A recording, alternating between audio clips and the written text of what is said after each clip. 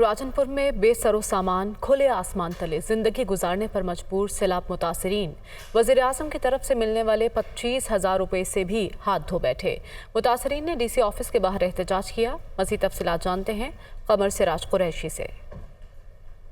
जी, मैं इस वक्त डिप्टी कमिश्नर राजनपुर के ऑफिस के गेट के बाहर ठहरा हुआ हूँ। यहाँ पर मुतासिरीन सैलाब जिनमें खवातीन और मर्द तमाम शामिल हैं, वो एहतजाज कर रहे हैं। ये लोग क्यों एहतजाज कर रहे हैं, हम इनसे ही पूछेंगे। आप हमें बताएं कि आप लोग क्यों एहतजाज कर रहे हैं। ये हम एहतजाज इस चीज़ का कर रहे हैं कि हमारे पास गोगा शाह और हाशिम शाह के आदमी है, उन्होंने हमारे ऑटो से फिंगरप्रिंट लिए हैं कि हम आपको बकरियाँ देंगे, आपको गाय देंगे, हम आपकी मजीद मदद करना चाहते हैं। अब जब हमारे 25,000 की किश्त आई है तो हम पॉइंट पर पहुँचे हैं तो गोगा शाह और उसके गैंग ने सारा हमारा पैसे निकलवा लिया है। हम सैलाब के डूबे हुए हैं, हमारे मकान गिर चुके हैं, हमारे बच्चे सारा ज़ाय हो चुका है। यहाँ पर खवातीन भी मौजूद है, हम इनसे पूछेंगे कि आप बताएं कि आपको किन किन परेशानियों का सामना है।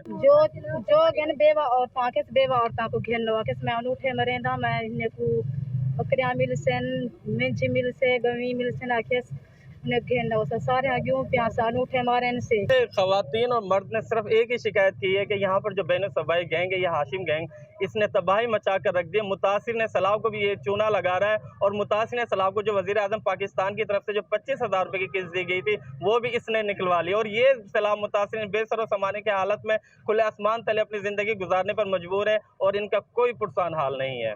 जी।